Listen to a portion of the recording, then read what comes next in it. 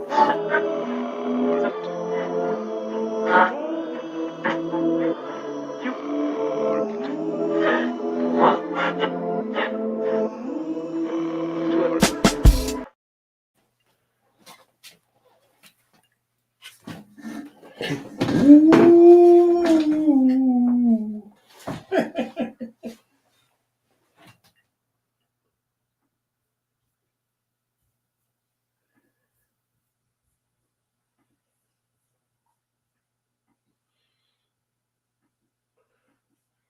right, we got Jack and Jill. Should I leave that up?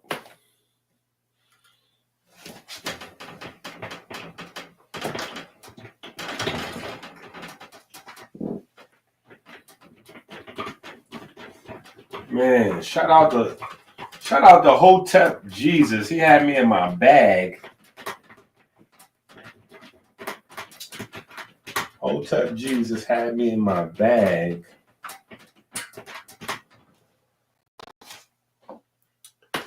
I didn't know what to be prepared for over there on our opening night. I'm telling you. I had so much information ready. I had like a stack of notes. I had so much information ready. And I didn't even get into it.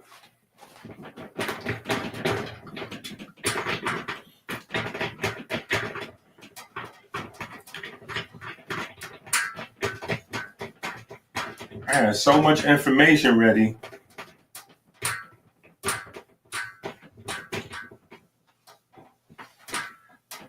It just turned into a work of art.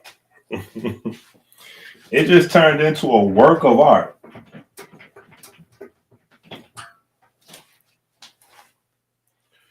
Because, you know, we in our bag, right? We in our bag, right? We went with what?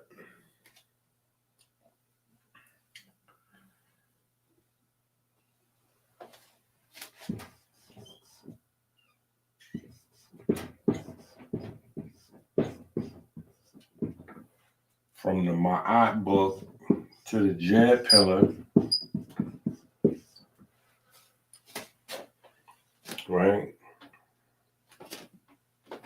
And then from here, things got a little crazy, right? We took a slight detour to the Bible, right? Then we got back to the Djed pillar, right?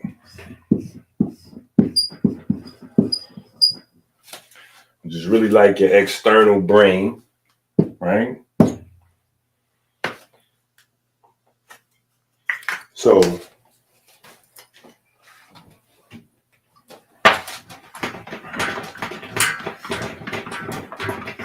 you could tell I missed you. I just wanted to write on the board for no apparent reason. But no, we had to get in our respiration bag. That's where we at. This marker does this marker need to rest in peace? Is this marker on his way out? Yeah, maybe this marker.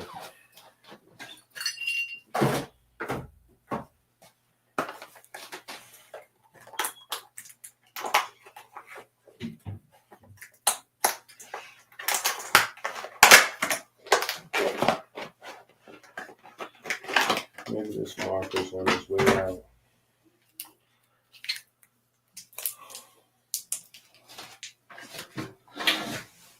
Look at the chat. Y'all look so friendly and family-like. Y'all look so friendly and family-like.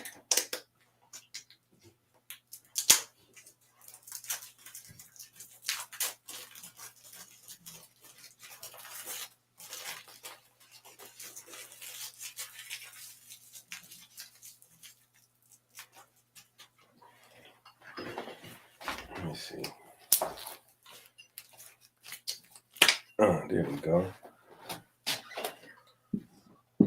Oh yeah, it's definitely a big difference.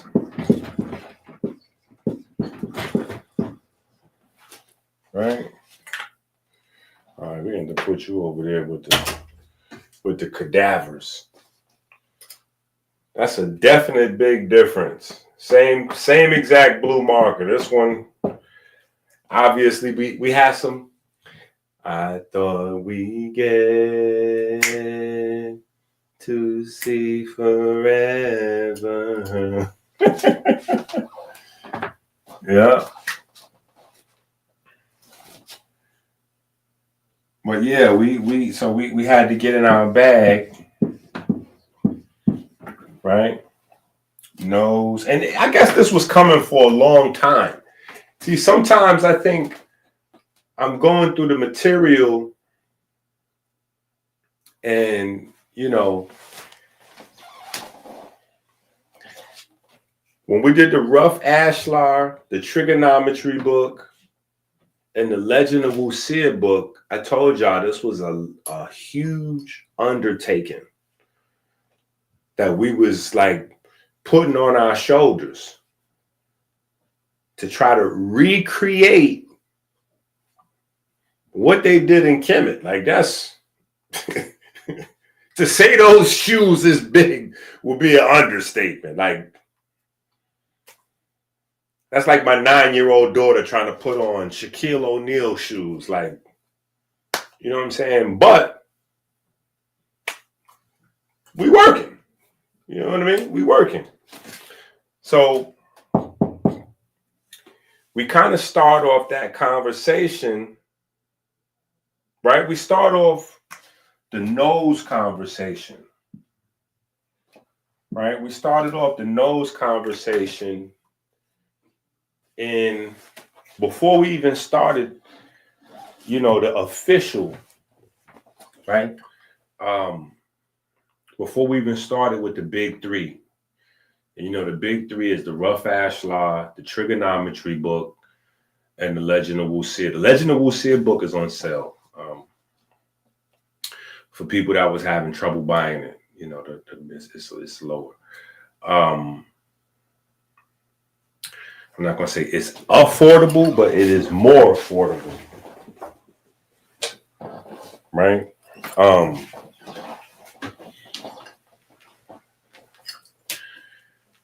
But we started with this. We started with the nose.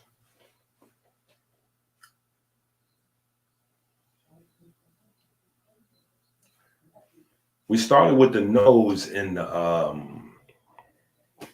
PhD book, The Power of Hydrogen is Divine, the PhD book.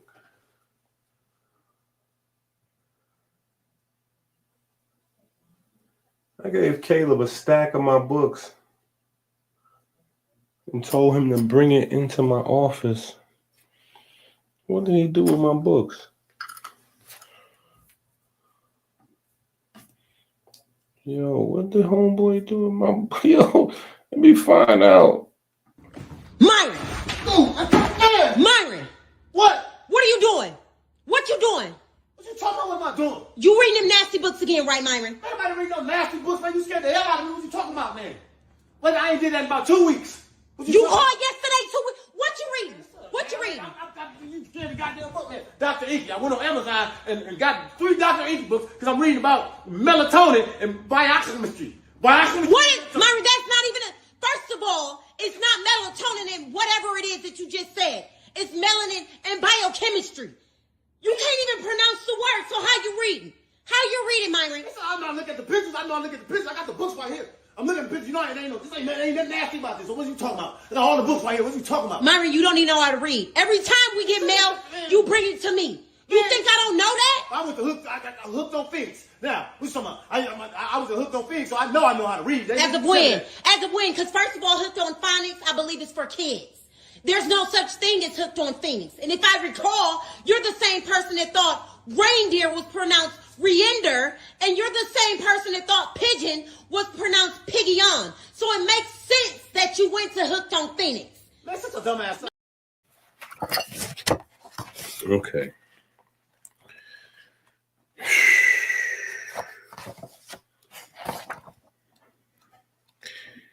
Hey, y'all see Jack Cruz out there. He can't get enough, can he? Hey, listen. Jack Cruz can't get enough, can he? Oh my goodness. Somebody sent me a clip. They said, why Jack Cruz out there saying that green light is for the blood now? Listen, y'all just don't know. Y'all just don't know how far ahead we are. Y'all think these guys that's on these big platforms, y'all don't understand this. It's really an agenda. 90% of what, I can't even reference him now that he done confessed to what, anyway. But let me say this.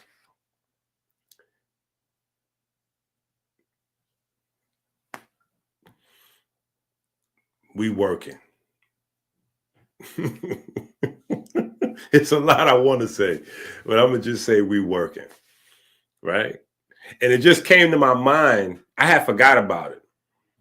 This happened like a week ago. I forgot about it till I grabbed the PhD book just now to talk to y'all about the nose. And then when I flipped open the page, it went to the pages where I was showing and proving that your blood is actually green, right? Remember, I was saying we actually have green skin and green blood. And everybody said I was crazy and I was making that up because look, we could look at each other. We could clearly see we don't have green skin, Inky. Come on now. What are you trying to listen? I'm trying to tell y'all, man. I'm trying to tell y'all. But yeah, it's on page. If you have the PhD book, first of all, if you don't have the PhD book, you probably want to get this book, right? Go to Amazon, add this to your cart, check out. You know how the saying goes, right? But yeah, it's on page 63. I guess you could start on page 62, but we actually have the wavelength, the wavelength, the actual measurement, so you can see how much green light. Anyway, in this book, we was talking about the different, we actually had a good bit of a conversation, right? And I'm bringing this up because obviously we're talking about respiration, right? And so remember, we went all the way back to the Kemetic word for nose being fine, which is very interesting how we get the word fine today, right? And we get the word fine today, right? And a dog finds things with their nose, right? So what's funny is that Anubis was the guardian of the nose, right? So just all of these little, coincidences, coinky dinks, right? But find is the Kemetic word, or one of the Kemetic words for nose. And in the back of the nose, the back of the nostrils was the home of the gods, right? So we kind of talk about that a little bit. And then we start talking about the impact of different environments shaping your genetics through your nose, right? Different environments shaping your genetics through your nose, right? So people that lived in the polar regions, right? Polar haplotypes, right? They had a long nose and long, thin noses, right? Because it's not as much oxygen in the cold climate, right? Because there's not as much plant life. Remember, we're getting our oxygen from plants.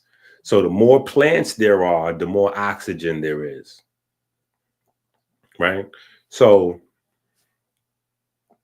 that's a thing in and of itself, right? And that actually kind of goes into the green thing. But so the more plants, the more oxygen. So with the cold, you need more time to heat the air, right? So one of the things our windpipe does, like all of us, black, white, red, yellow, whatever, one of the things our windpipe does is warm the air before it gets to our lungs, right? We can't get cold air in our lungs. That'll hurt us fast, right? So long, thin noses for polar haplotypes. People in the desert type of places, they have the crooked nose. Yeah, they got like the crooked nose. You know what I'm talking about. They got like the crook in the top of their nose. You know what I'm saying? That's like for extra filtration. That's like for extra filtration, right? Because they live in a place where the gas that they breathe has a lot of rocks and sand in it, right? Rocks, sand, right? And the sand that, when you're in a sandy place, sand is in degrees because it's just like rock chips, right? So it's degrees of it. So you have really fine, really refined, sand in the air. So they have noses designed to filter more of that, more of the air, so they get cleaner air, right? And then you have the big wide noses for the people that lived in,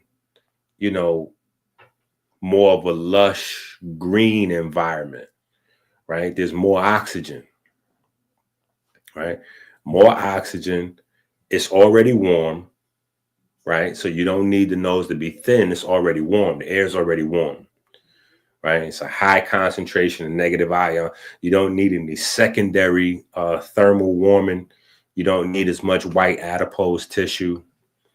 There's no real reason to have a bunch of white adipose tissue, right?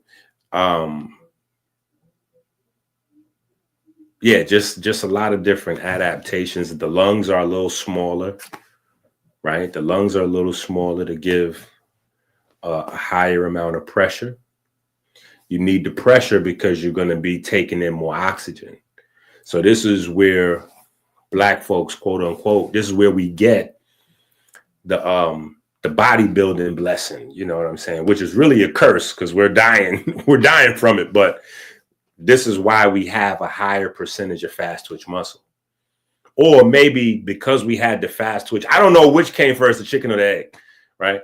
But the higher amount of fast twitch muscle goes with the wide nose to get more oxygen in, right?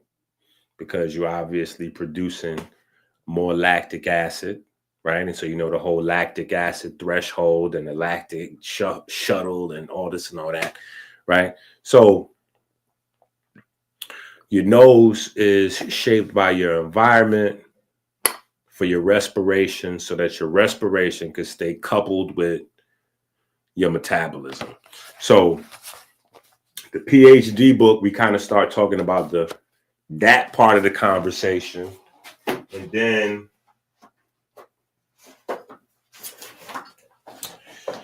in the Osiris Diabetes and Respiration book, this is where we get into,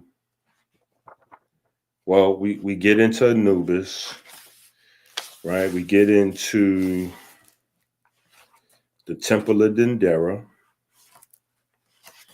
right? So these are not new, just because they're popping up in the new books. These are not new subjects. We've been discussing these things for quite some time now, right?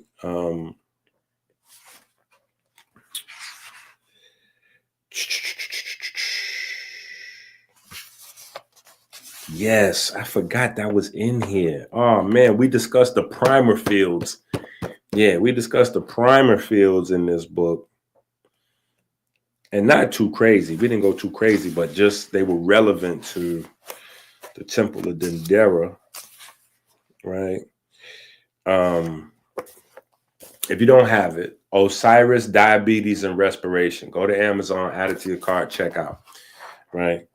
But we basically take the respiration to the next level in here. So we talk about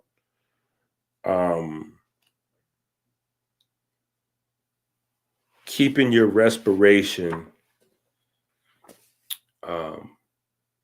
coupled to your metabolism, nitric oxide. We talk about a bunch of different things, but those are the main, that the coupling of your respiratory system to your metabolism.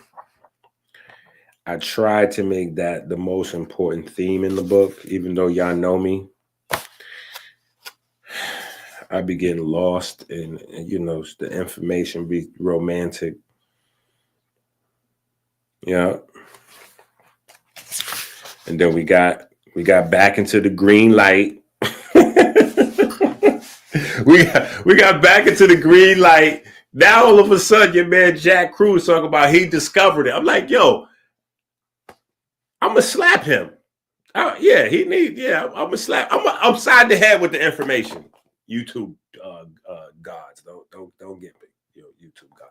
I'm gonna slap him upside the head with the information. That's what, because he is really a colonizer. We got to deal with this colonization.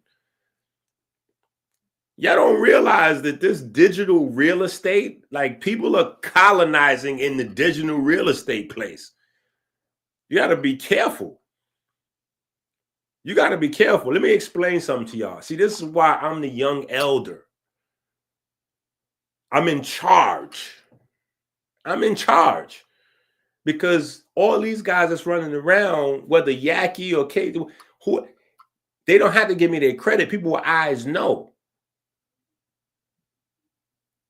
I'm the only one in the landscape today that was in the landscape yesterday.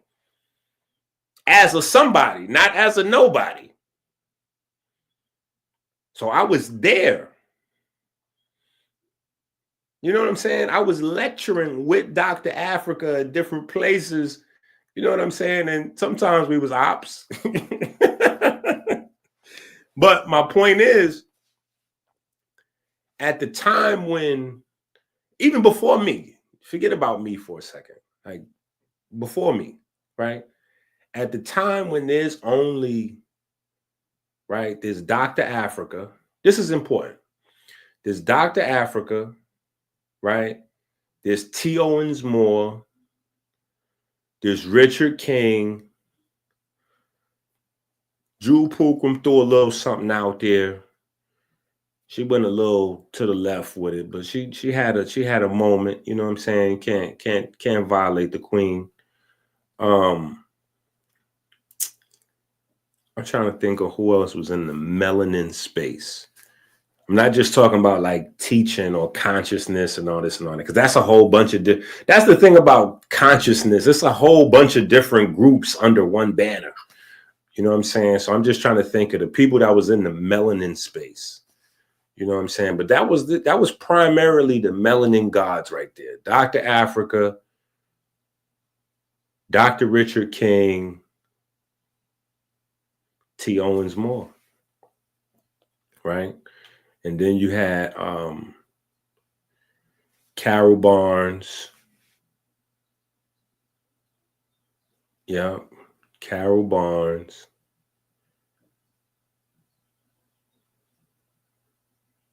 Yeah. Those was like the melanin, that was the go-to guys in terms of melanin. That's not the Kemetic guys, is a different space. You know what I'm saying? Even though they was dealing with melanin in the Kemetic space, this is here in the States. These were the guys that were, and the crazy thing is, literally,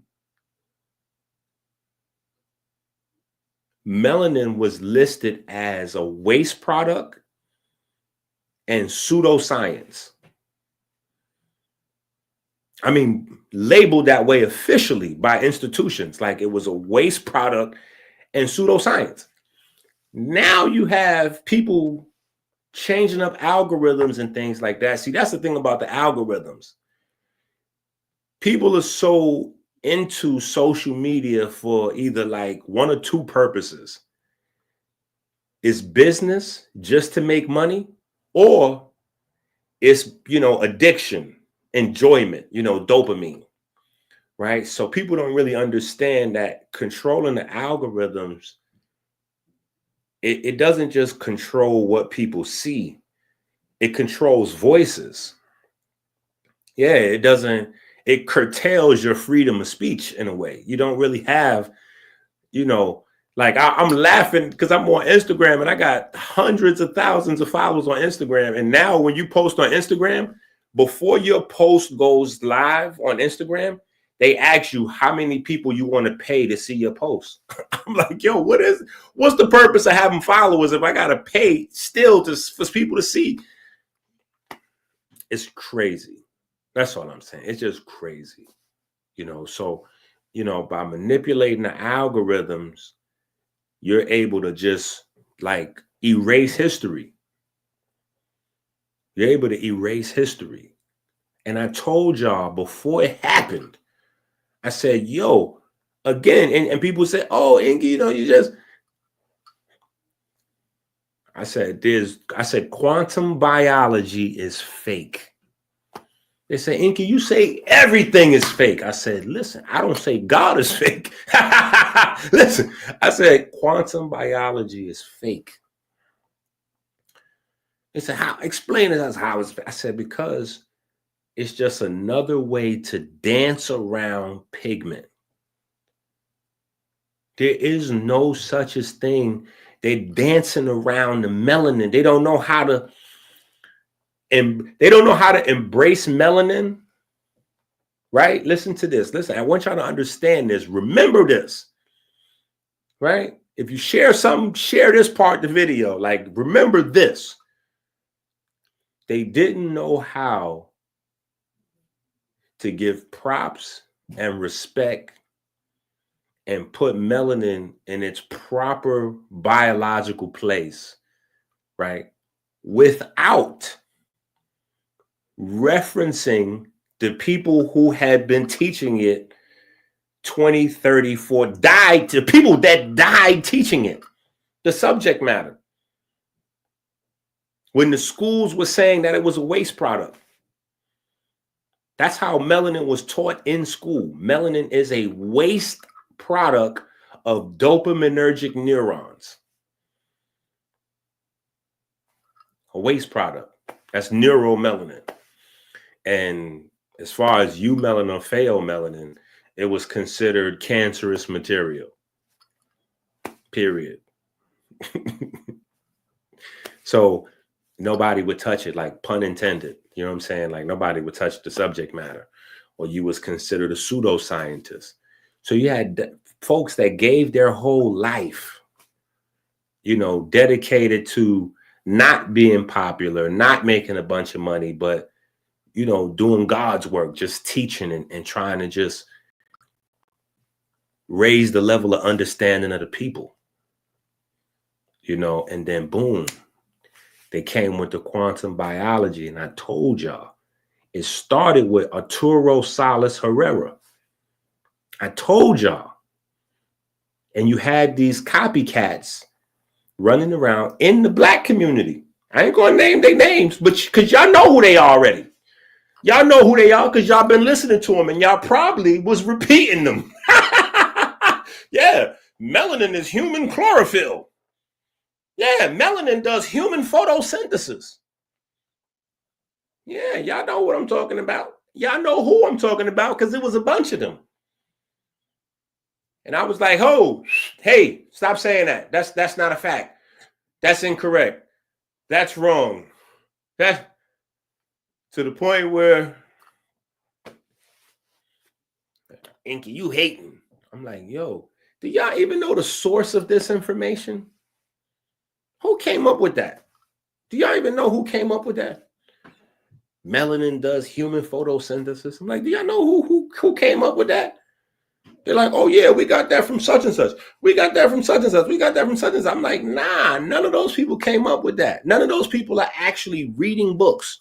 They're not reading magazines. They're not reading journals. Otherwise, they would know there's a paper or a series of papers that has someone's name on it. But we just be stealing. And I don't know how because hip hop, listen, hip hop doesn't allow for that. That's not hip hop. So you can't even say that's like part of the culture. That's not hip hop. Hip hop, you had to have your own original style or you was biting. Like, yeah, like you get beat up for that. Like, yo, that's such and such from Hunt 60, such and such. Like that's such and such homeboy from uptown came with that. Ain't that you can't use that. Like, yeah.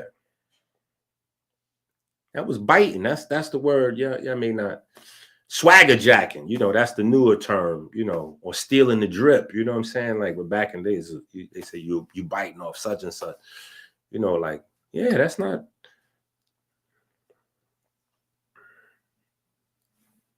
Just telling y'all. I knew from then when they started with that. I said, oh, they coming. I said they coming. You know, when you listen, I'm from the Bronx. If this makes some people uncomfortable, listen, I apologize, but it's only the truth. Listen, I'm from the Bronx. So I seen what happened with the real estate, like the actual land. I seen it. I grew up in the slum, the late 70s in the Bronx. I was born into that, going into the 80s. Yeah, where they was kidnapping kids like every single day. Every day people got kidnapped and raped and there was no police. Police was trying to stay safe. Yeah, police was trying to stay safe. It was a war zone. The Bronx was the worst, the most dangerous place to be in the world in the 80s. The most dangerous place to be in the world in the 80s. By the early 2000s, 158th Street, where I grew up at, was still listed as the most dangerous street in America. Yeah. Because the heroin epidemic never died there. the heroin epidemic. So you could always find zombies willing to eat a baby for $2. Like it's yeah, that's a crazy place to have grown up in. You see some wild things. But my point is, I watched the people impoverished, right, build the value of the community up. Nobody would invest money. That's how the community went down, is because the people that owned the buildings, right? I won't say who they were or what type of people, because that might, but the people that owned the buildings, they lit the buildings on fire in the 70s so they could collect insurance on all the buildings. And from there, the Bronx was just like a waste, like Mad Max in the Thunderdome. Yeah, they lit all the buildings on fire, collected the insurance money, and left. So that was it. It was just white trash, Puerto Ricans, black folks. That's it. Period. Right? And so somehow, we went through our go-throughs and then we start figuring it out, getting it together, cleaning it up, getting it, it still was a little wild in certain places, but, folks had to raise their children and figure it out. So we put value back into the real estate. We put value back into the real estate. And when we put value back into the real estate, the very same people that abandoned it,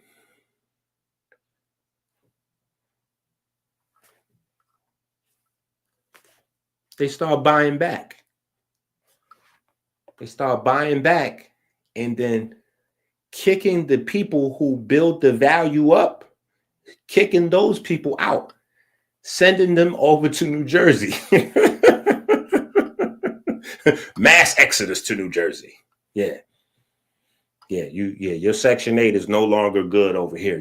We're gonna relocate y'all on over here to Lower Brooklyn, New Jersey. Yeah, we like this. We're getting ready to build a new baseball stadium right here and knock this one down. And we got some plans over here. We're gonna start shooting some TV shows over here. Yeah, we're gonna put y'all on over here.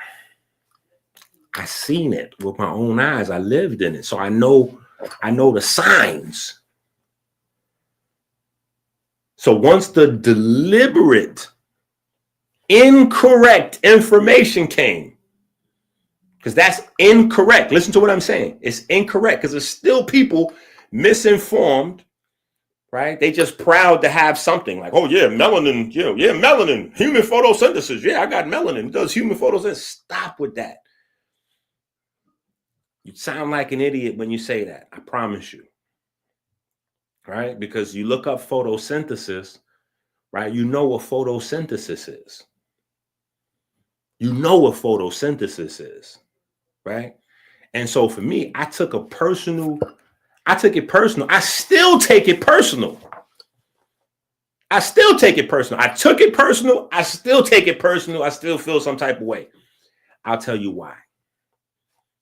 Because the movement is melanin versus diabetes. Like literally, this is a part of the reason why the movement is named melanin versus diabetes. Because I needed a subconscious way to reprogram all of you people that had been programmed the wrong way. Right?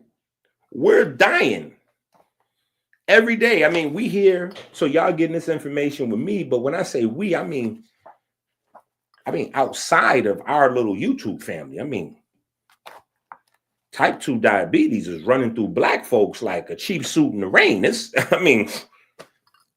Forget about it. Right? So for people, right, who don't know much about their own bodies, right? But they do know that they're dying from diabetes related problems, right? Whether it's high blood pressure, kidney failure, or heart disease, right? To be told that melanin does human photosynthesis, I was so angry I could have exploded, like spontaneous combustion. And I'm not even saying with Arturo, right? I was more angry with the people that were saying it. I'm like, yo, y'all don't even understand. Y'all not scientifically literate enough to understand when you're being insulted on another level. You're being insulted on in such a sophisticated way that you're running around and repeating the insult. I'm looking at folks starting up TV shows and all kind of, melanin, human photosynthesis. I'm like, yo, this man is a Hollywood. I'm like, yo, this is Black Mirror, Twilight Zone. Like, this is crazy. And some of y'all like, Inky, I still don't understand. Like, some of y'all might be at home right now watching this saying, wait. So Inky, I'm confused. Are you saying that melanin does not do human photosynthesis? Oh! Listen. Photosynthesis is where chlorophyll, right? Chlorophyll takes light, right?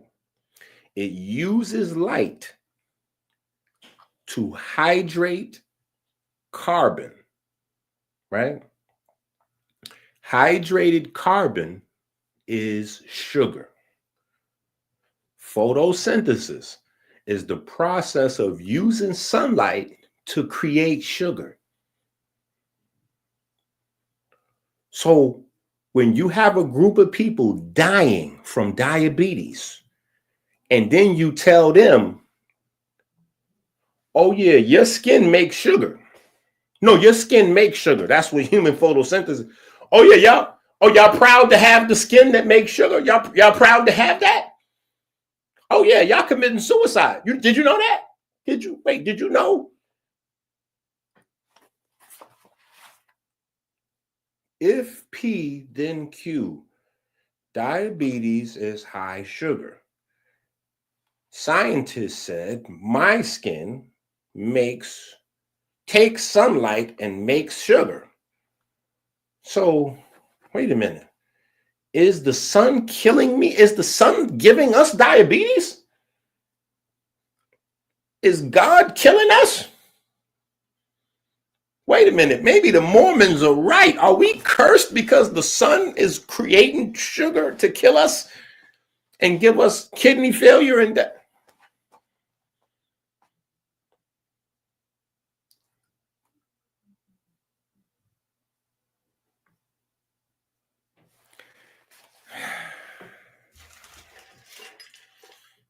This is where Kermit sips blue magic. Inky sips moss. So, but again, I've been saying for 20 years, melanin is not. What I do? Oh, here you go, right here.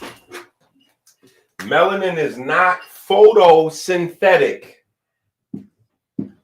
Melanin is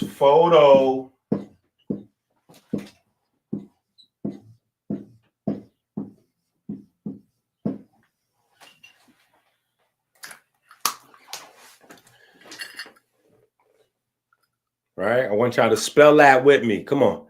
PHOTOVOLTAIC. Photovoltaic. Right? Photovoltaic. Right? Matter of fact, let's add this one. This is my other little discovery here.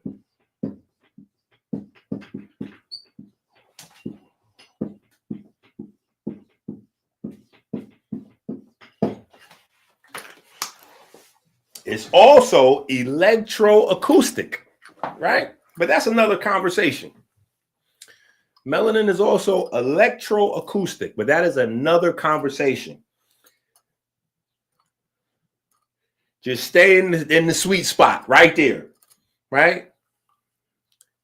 Whenever you hear that, replace that. Oh, melanin is human photosynthesis. No.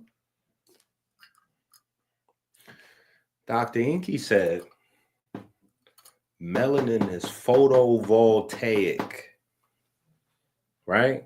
It tells you what the definition is right there in the word, right? Photo, light, voltaic, volt, right? Volt, right? That's what melanin does. Melanin converts light to electricity. Very simple. Light to electricity. Not converts light into sugar. Light into electricity is very different than light into sugar. I want y'all to understand that. There's a big difference. It's a big difference. So anyway,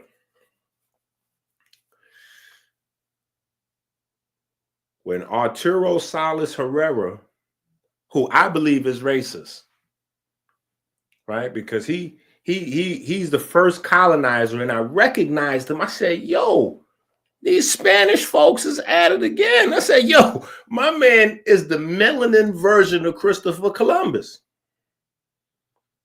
Yeah, my man, he got all these papers out talking about he discovered what melanin. I said, yo, this is crazy. This is crazy. I said, so we, Dr. Richard King, Dr. Africa, I said, T. Owens Moore. Look, I get it. You know what I'm saying? But T. Owens Moore was a PhD, like he was a professor.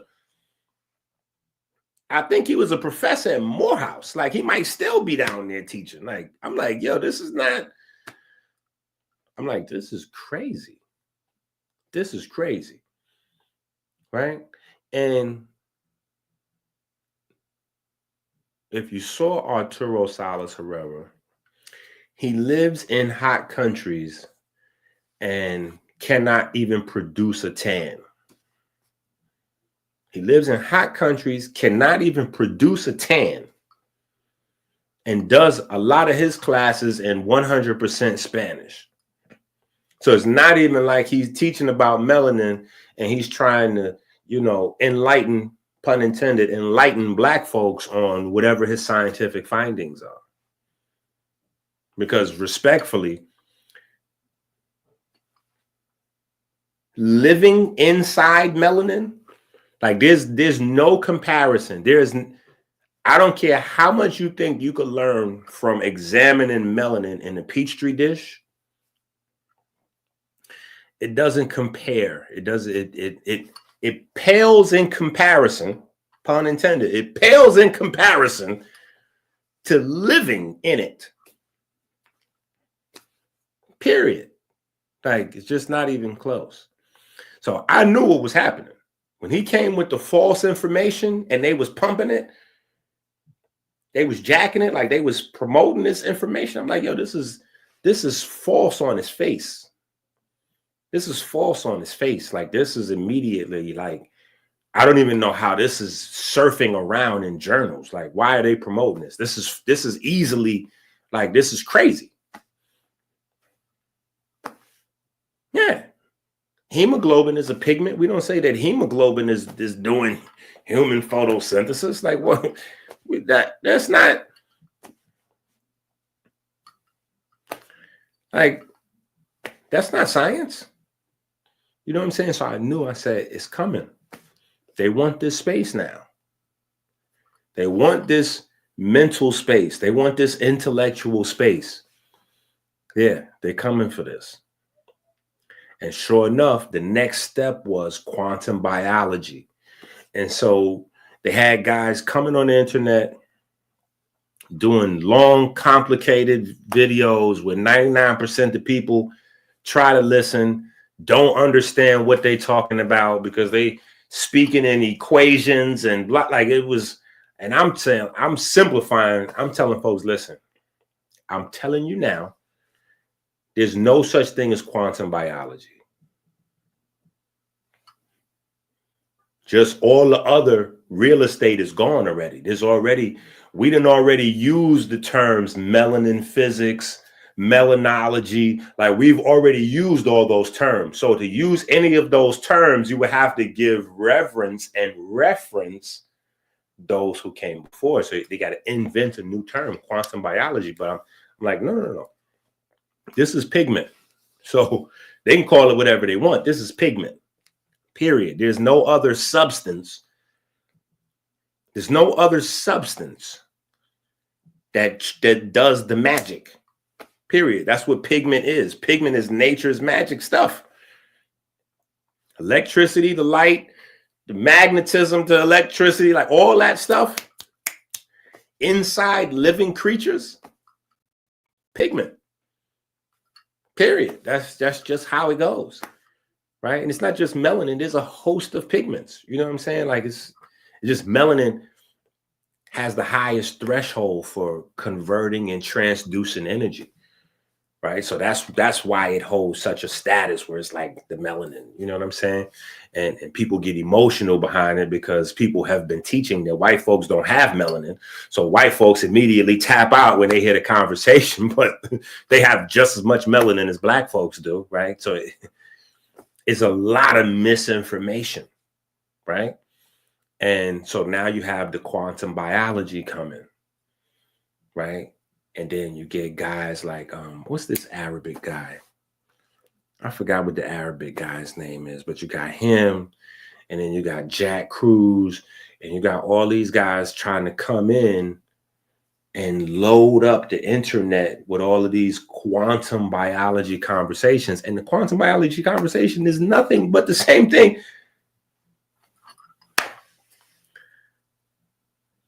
I mean, literally before you could even go back to Arnold Ehret. And Arnold Ehret was labeled a quack and a pseudoscientist because he was a white guy. And he was dropping it hard. Boom. This is way before my time, Dr. Sabi, Dr. Africa. This is going back. Arnold Ehret was dropping it. He said that your metabolism, you know, your circadian rhythms, all of those things are mediated by sunlight, and, you know, you can attenuate the pigment in your skin.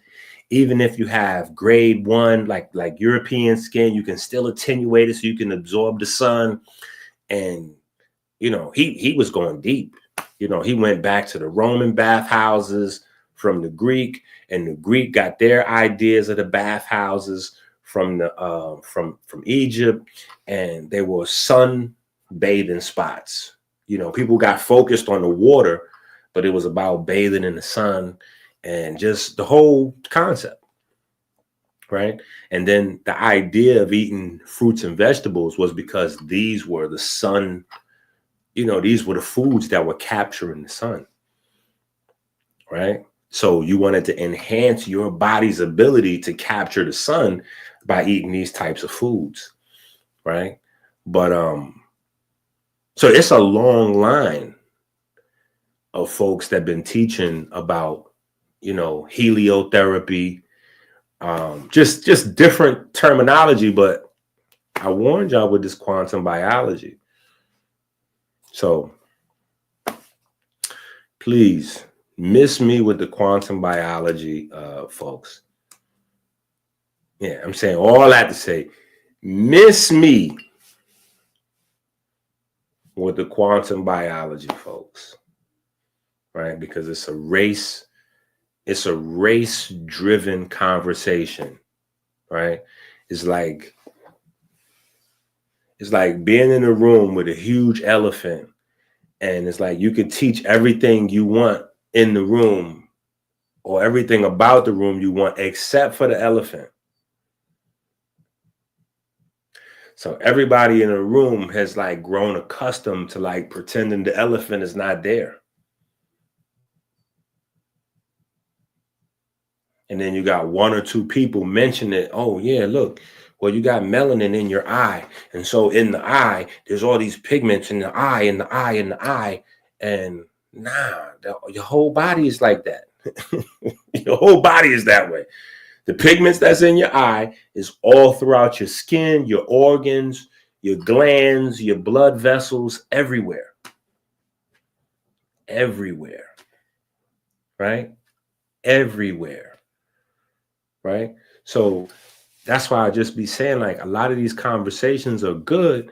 They're just incomplete. Conversations are cool. They're just incomplete. You know, 5 or 10 years from now, somebody going to be trying to remix the Inky cycle. Yeah. They're trying to remix the Inky cycle. They're going to be like, yo, so what's happening is with the mitochondria, right? And so because mitochondria has to be connected to pigment, right? So in the skin and the heart and the brain, you know, it's connected to melanin, but in the muscles, it's connected to the various other pigments, you know, the myoglobins and the opsins and the...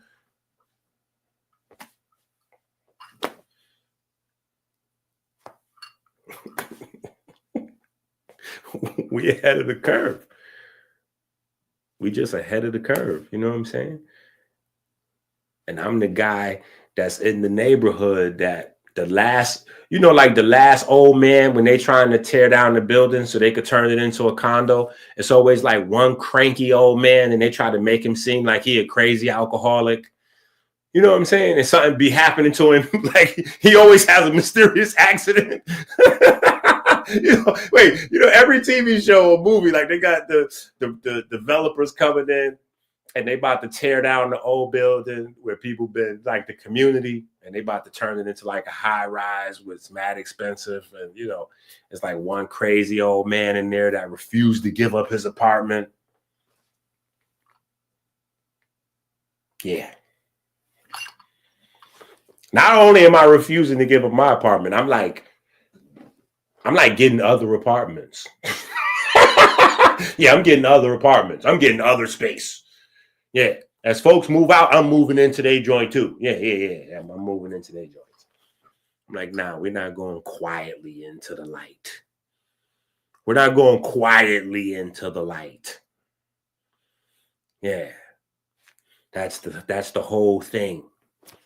We're not going quietly into the light. The light quietly goes into us. Yeah, we're not going quietly into the light. The light quietly goes into us. Yeah. So, anyway, I know I'll be having my rant sometime.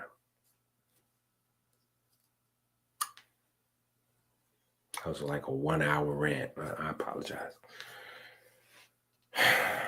But I had to have that. I had to get that out. Okay, I just had to get that out. I know, y'all know I'm good for that every so often. I think that video, like watching, because first Jack was running around in 2022. He did a show with Ruben, I'm about to say Russell Rubin. Jack Cruz did a show with Rick Rubin and the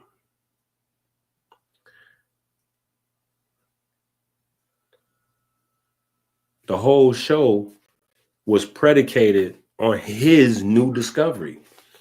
And his new discovery was basically a paper that I wrote like in 2018 on chemiluminescence. That was his new discovery back in 2022, his brand new discovery. Oh, yeah, last month I just discovered, that we've got pigment inside the body in places where light doesn't reach. So what does that mean? That means that the cells are producing light inside the body. Yeah, these pigments are for the light that's being produced in the cells. And I just discovered this as a neurosurgeon. I discovered, I'm like, nah, we're not doing that. That guy with the gold teeth. Yeah, that guy from the Bronx with the gold teeth. He discovered that. Yeah. And how did I discover that? Once again, Kemet.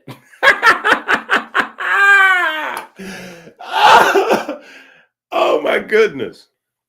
How did I discover that? Because in Kemet, they have this whole thing about the beetle. That's my actual middle name. Right? That's my middle name is Kepra.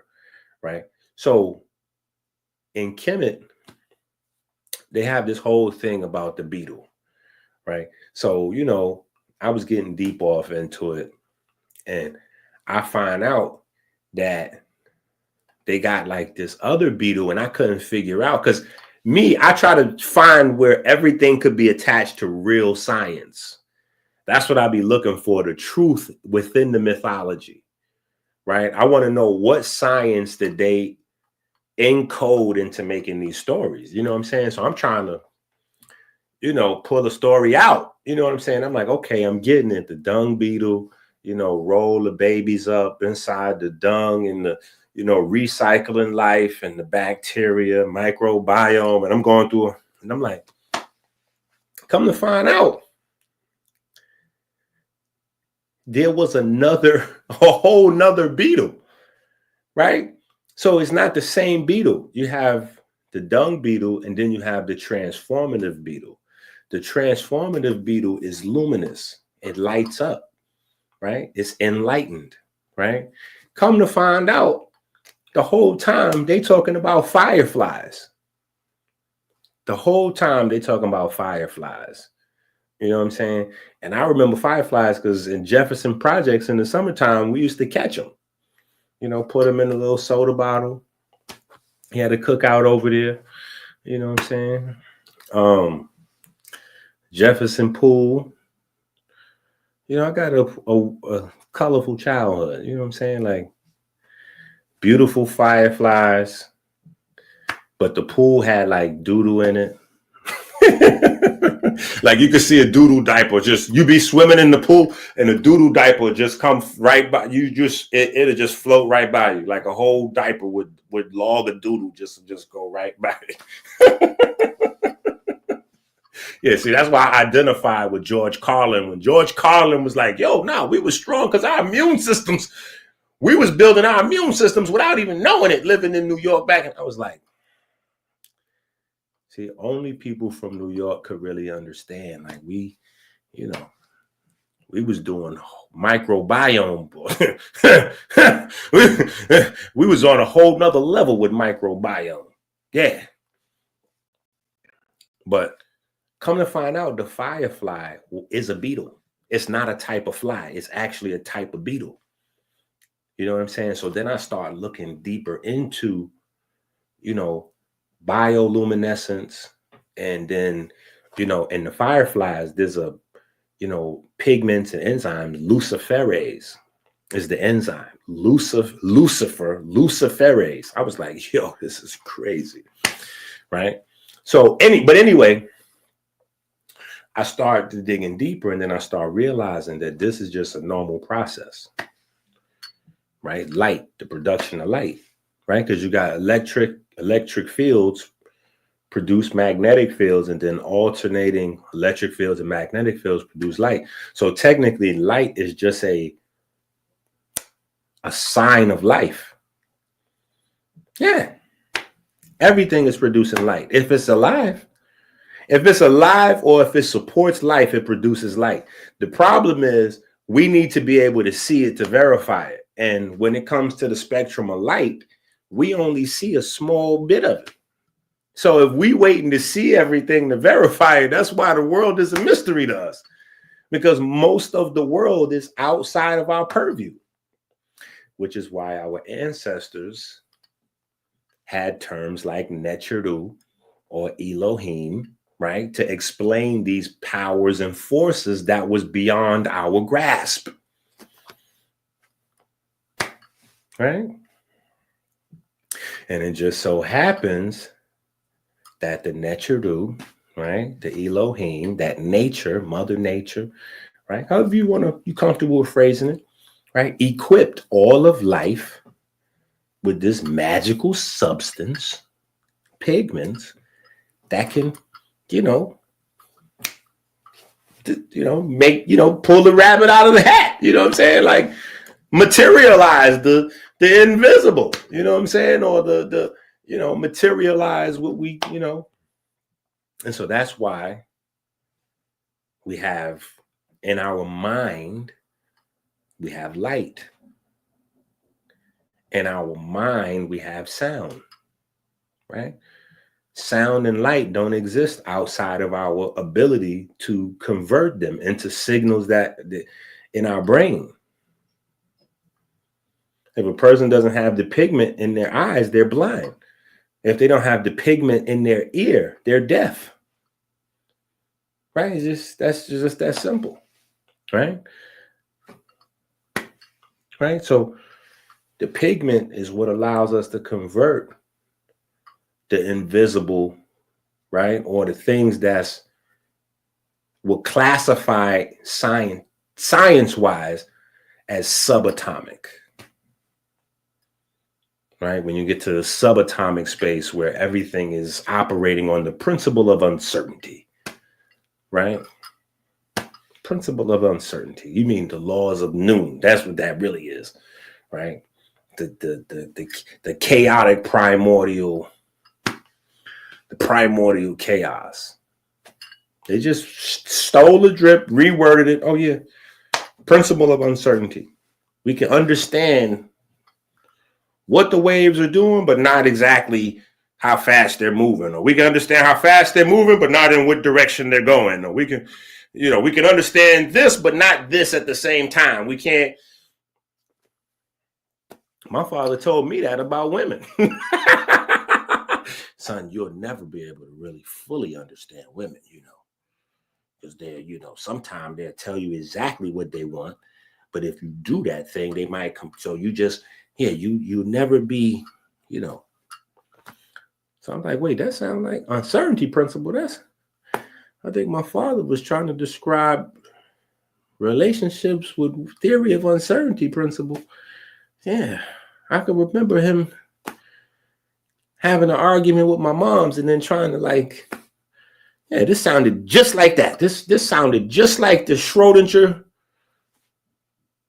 mysterious cat in the box, like the whole, it's a possibility.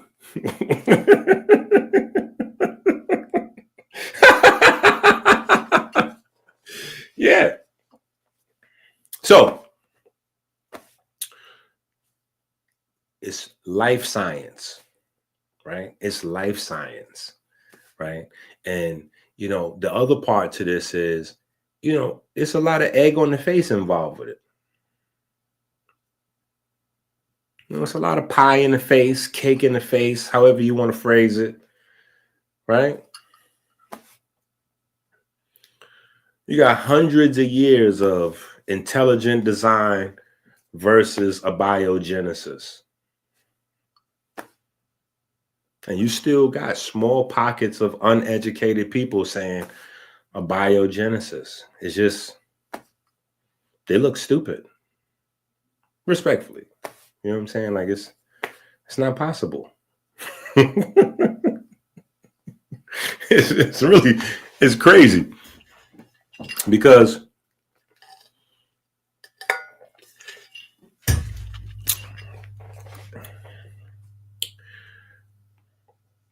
for a long time, they were asking, in order to prove intelligent design, to mathematically quantify God. Like, can you show us an equation that proves God? That worked for a little while, right up until folks asked them, can you give us a mathematical equation of the probability of just one single cell accidentally coming together by itself without any information? Like, how could that happen? Because intelligent design goes two ways. It's not just a matter of having a plan ahead of time. It's about the ability to store memory. Yeah, it's about the ability to store memory. So you got to make a cell without the ability to store memory. Meaning when two things come together, you can't use whatever you learn from that as a pretext to how it happens next. Because the moment that you bring two elements together and they don't work, and then you go, okay, well, we'll just do this. Now there's intelligence. So you have to keep it completely dumb, the entire process. And you're talking about, like, literally, and a chlorophyll molecule is made out of 137 atoms. 137. If any one is something different, it's something different. It's not possible. The numbers, the probability on chlorophyll, the right amount of carbon with the right amount of hydrogen with the magnesium, trillions to one. Trillions to one. Trillions to one. Actually, I would probably say even higher. I don't even think you could calculate the number, to be honest. I don't even think you can calculate the number. Because again, because life is electric, and electric means this magnetic, that means this that means there's information in the system. Life can't be electric without magnetic. And if there's magnetic, there's information in the system, because magnetism, magnetic fields retain information. So you can't have life being electric. Like you can't have a heartbeat that's electric. You can't have brains, neurons that are electric, nerves that are electric, without life being magnetic. And if life is magnetic, it stores information that you can't operate outside that. Like, it just don't work, right? Like maybe mountains came into existence, maybe rocks without intelligent design to them, maybe.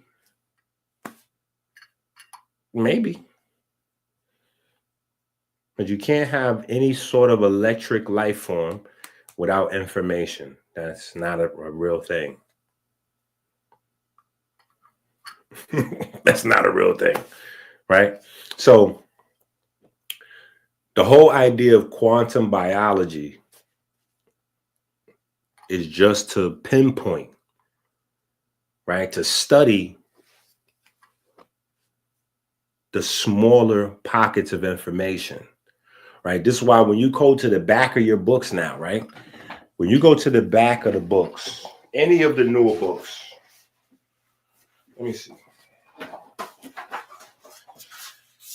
It might be in the Legend of Osir. Yeah. If you go to the back of any of the books, right? We talk about electron volts, right? And we got the breakdown of the electromagnetic spectrum, but we have it in electron volts, right? Because the wavelength thing and all this and all that, that's not really, to me, that's not really personable. Like that doesn't really make a lot of heads or tails. You see what I'm saying? So that's why we have the electron volt. So you can understand, right, that UVC light is 4 to 12 electron volts. UVB is, 3.7, 3.8, 3.9 electron volts, like specifically, right? UVA, 3.4, like in that pocket, in that small pocket, right? This is not like a tremendous amount, right? You go all the way out to infrared, right? Far infrared is 0.001 electron volts, right? Just so we can get an idea, you know what I'm saying? Like this is not a huge, like this is not lightning, right? So you can understand. And then what are we saying? The radio range, 1 hertz up to 3,000 billion hertz, right? 1 hertz up to 3,000 billion hertz. Below radio is, what's the part of the electromagnetic spectrum that's below radio, right? Cellular.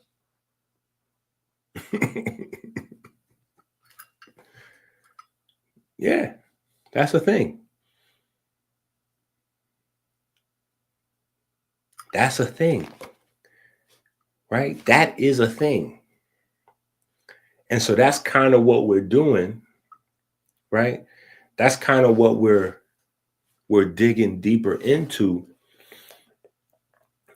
starting with the Djed Pillar book, right?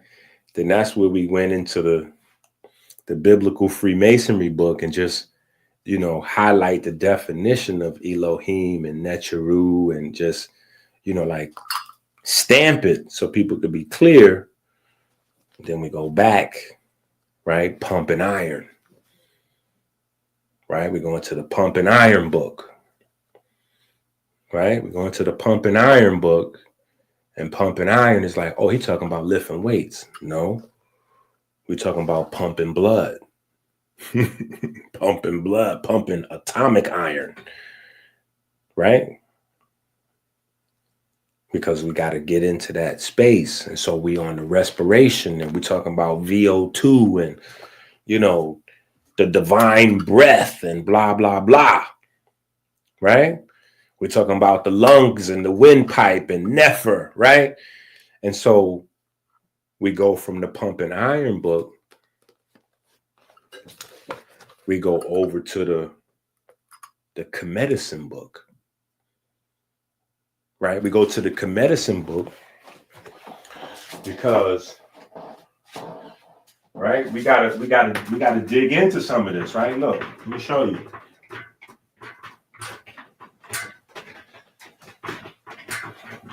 Like, yo, Inky, what happened to the button ups, man?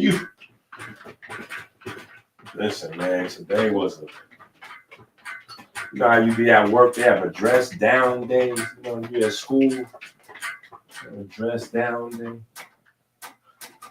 I've been trying to get my life together, you know what I'm saying, before it get too hot, you know what I'm saying? Well, I pass out on one of these live streams, you know what I'm saying? I gotta get this together. Yo, I was gassing myself. Look, I did 52 push-ups in 60 seconds. So I'm on my way. I'm almost back to the 60. So I was mad, pumped. So I go into the mirror and I'm like, you fake posing. And what happens is the fat, you get the fat, you get rolls, but in your mind, you be gassing yourself. So you be feeling like the rolls is like the 6-pack coming in. You be like, yo, look, my 6-pack coming in. And here go Chase. Chase is mad disrespectful. He gonna touch it. Dad, this is not a 6-pack coming in, Dad. Look, what is this, Dad? Come on, Dad. These are rolls. Oh, I was ready to fight that boy. All right? But look, so don't judge me. I'm working. Listen, I got about 12,000, 13,000 steps in today. Y'all just hope you better be at home getting you ready. Listen. So we on the breath and we on the breath and spirit and breath, and we in our bag. Right?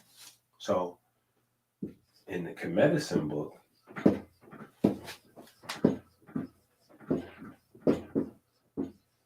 right? In the KeMedicine book, we had to go over here.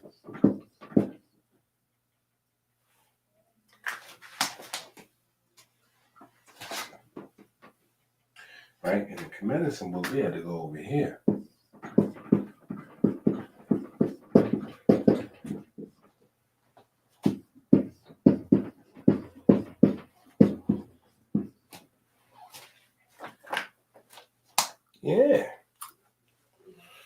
Yeah, we had to go over here. The respiratory proteins, right? The ray respiratory proteins, right?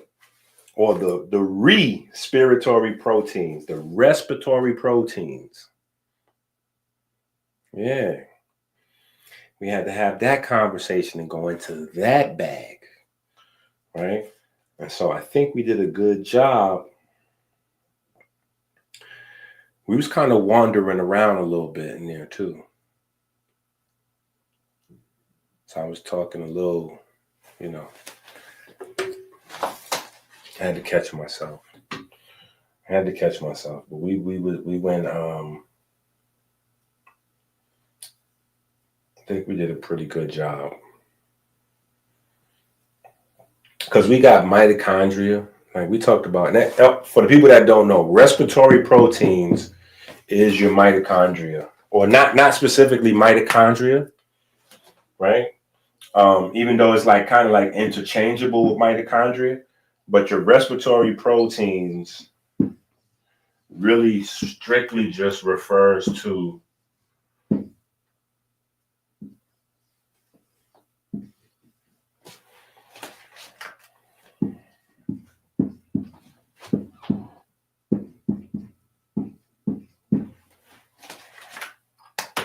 your cytochromes, right? The electron transport chain, right? Those are your, your respiratory proteins. But people say mitochondria because your electron transport chain is inside your mitochondria, right? But we try to address as much as we could address in there and keep it new and fresh. You know what I'm saying? We're 200 books deep, but we're 100 books in on Amazon, right? So it's really not a subject that we haven't really covered yet. You know what I'm saying? It's just a matter of going into deeper detail or adding new information, right? Or in some instances, correcting some stuff, maybe even two. But there's nothing that we haven't really covered already, right? There's nothing that we haven't really covered already.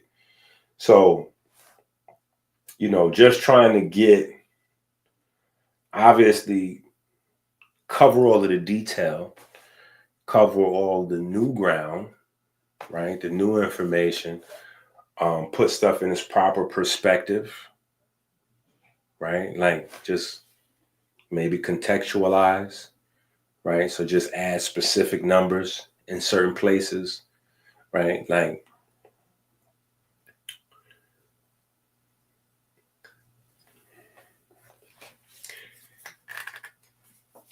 here's a concept, right?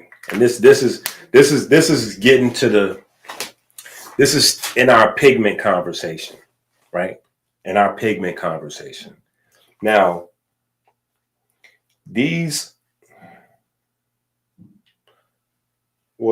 number five is kind of weird, right? Number five is kind of weird. So here's the thing. Now we got the mitochondrial water book, right? And the mitochondrial water book, we focus on this guy, right? C4. This is the cyanide target also, just in case you didn't know.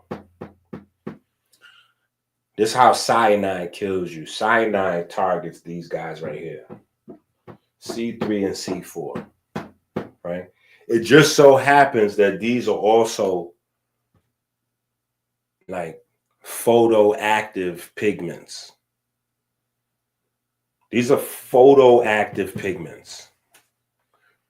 Like pigments. Like these are regular like pigments. They do the electron transport, electron, proton, ATP, like forget about that for now. They do that.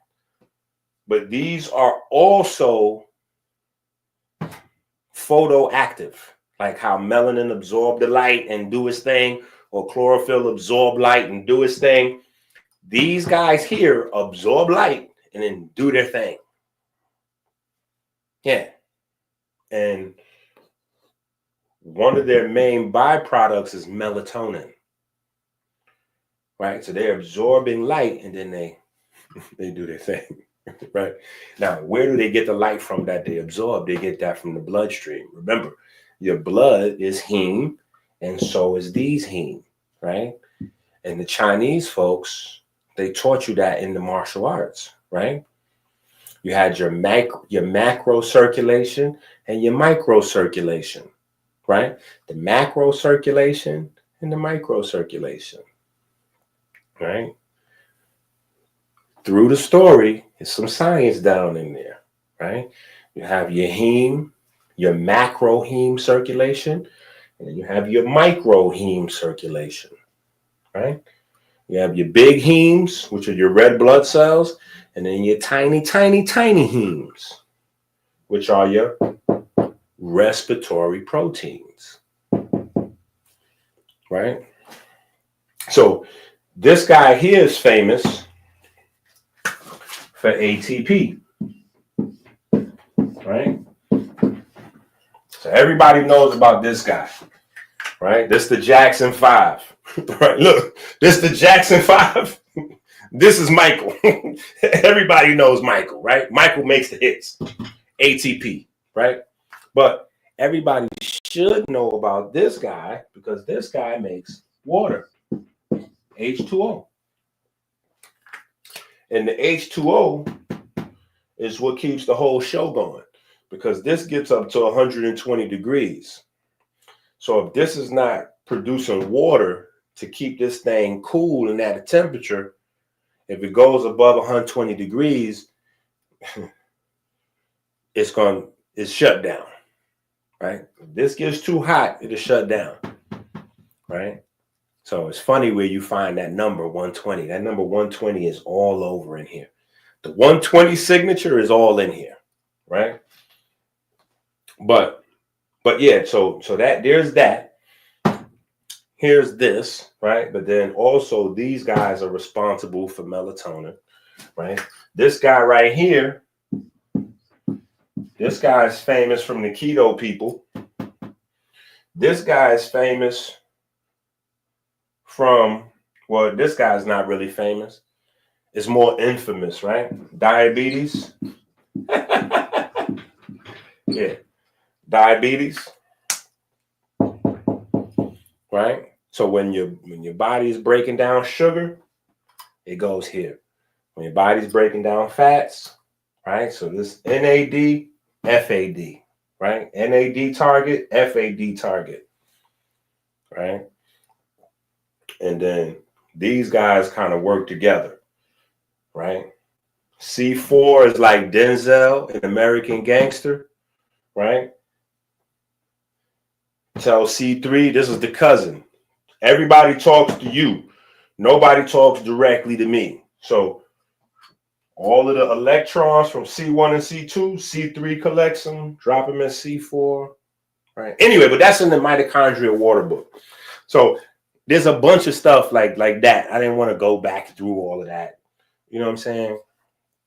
We spent our time on that, the books. If you don't have the mitochondrial water book, add it to your cart. If you don't have mitochondrial water, go to Amazon, add it to your cart, check out, right? But here, we wanted to kind of talk about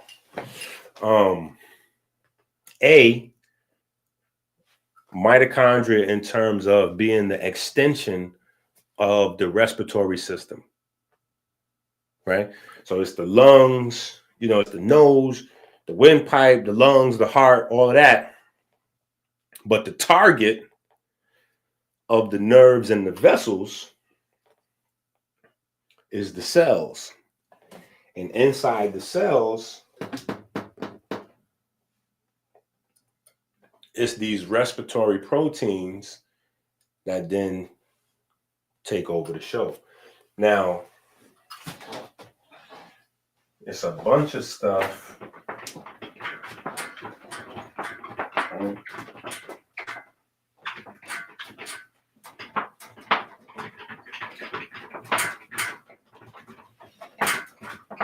It's a bunch of stuff. You know what I'm saying? It's just like, like we doing like intro type vibe, because it's a bunch of stuff, right? Oh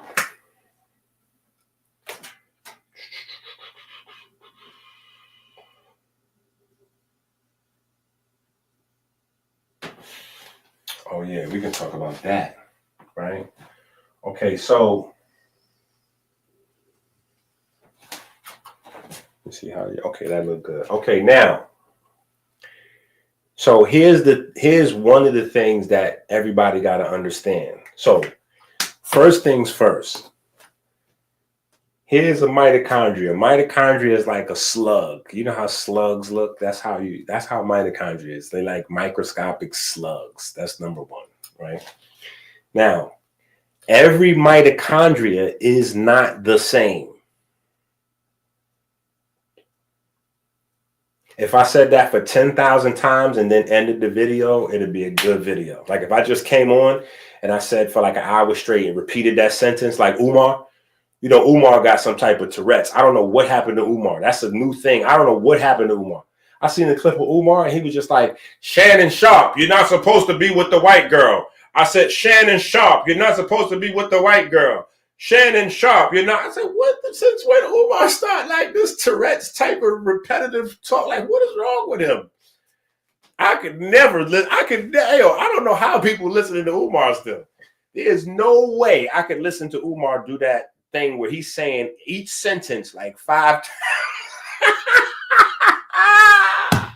times. Oh my goodness, what is wrong with our people? Umar's on something. Umar is probably on that nitrous. But anyway, if I said that, if I repeated myself 10,000 times at the end of the video with that, that'd be a good video, right? Because I noticed from talking to people that people believe that, like a mitochondria is like one big electron chain, and then that's it. And that's not it, right? That's not it. So mitochondria have muscles, right? Here's mitochondria, right? You know, the diagrams, they show to look like that. Yeah, this is how the mitochondria diagrams, how they look like this, right? When they're showing you mitochondria, right? Now, these things right here are called cristae, right? Or you could just say mitochondria folds, right? Some places they actually have mitochondria folds. Some people say some books and stuff, they have cristae. I think this is the more scientifically accurate, you know, cristae. But in some articles and journals, they say mitochondria folds. But if you come across that when you're doing your research, right, and you are supposed to be doing your research, right, this is what they're talking about, right? These are important because it's inside these folds where the electron transport chains is at, right? Inside these folds, right? And every single mitochondria has a different amount of these folds. The healthier the mitochondria, the more of these folds it has into it. So I call them muscles. Nobody else says mitochondria has muscles. That's just my mnemonic device, that's my way of remembering what the function and purpose of these things are, right? Because the more of these they have, the more electron transport chains they have in there, the more ATP they can recycle faster, right? So for an athlete, that's more power, more strength, more endurance. For a person trying to live or heal their body, the more of these that the mitochondria in your body have, the faster they're able to metabolize sugar and fat. The faster they're able to metabolize triglycerides and cholesterol. Yeah. So that's the first thing, like stuff like that people need to know, right? Everybody doesn't have the same amount of mitochondria in their cells. That's number one, right? So me trying to work on this gut, right? LeBron might have twice as many mitochondria in his body as I do. maybe 3 times the amount of mitochondria, right? The more in shape you are, the more mitochondria you actually have. The number of mitochondria, right? Then on a deeper level, the more in shape you are, the more in shape the individual mitochondria are. So as you get yourself into shape, what's happening? As you personally get in shape, you do what? You increase mitochondria, which means you also increase the cristae, which means you increase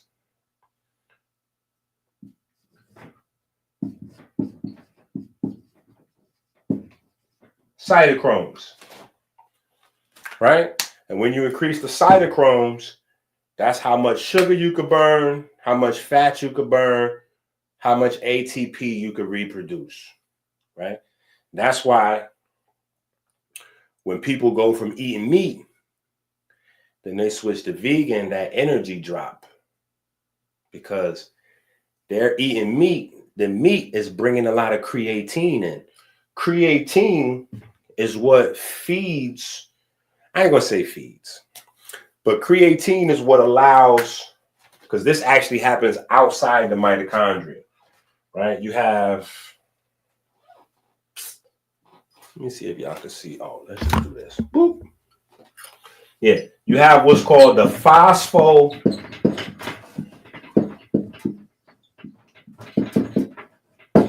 it's a big word.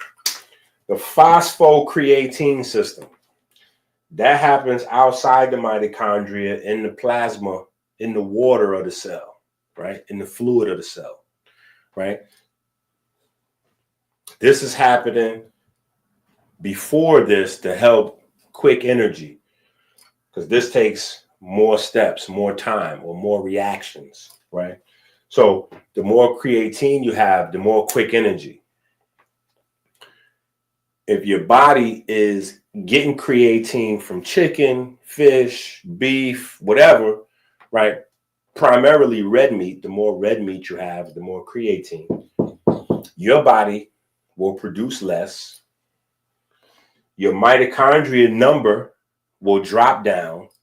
Your cristae number will drop down, right? And so when you stop eating meat, if you step your exercise level up, right, it'll only take you about 30 days or so, and you'll develop some more folds with some more electron transport chains, right? Your heme, you'll need some more protein, right, to build these out, some more iron and sulfur, right? NRF2, right? Some more iron and sulfur clusters in there, right? But within 30 days, and that's where like HIIT type of exercises or calisthenics, right? Calisthenics, isometrics will help you the fastest. That's mitochondrial biogenesis. All of those things comes under that term, mitochondrial biogenesis. You know what I'm saying? That word is like tattooed into my brain. I had a traumatic experience with that word, mitochondrial biogenesis.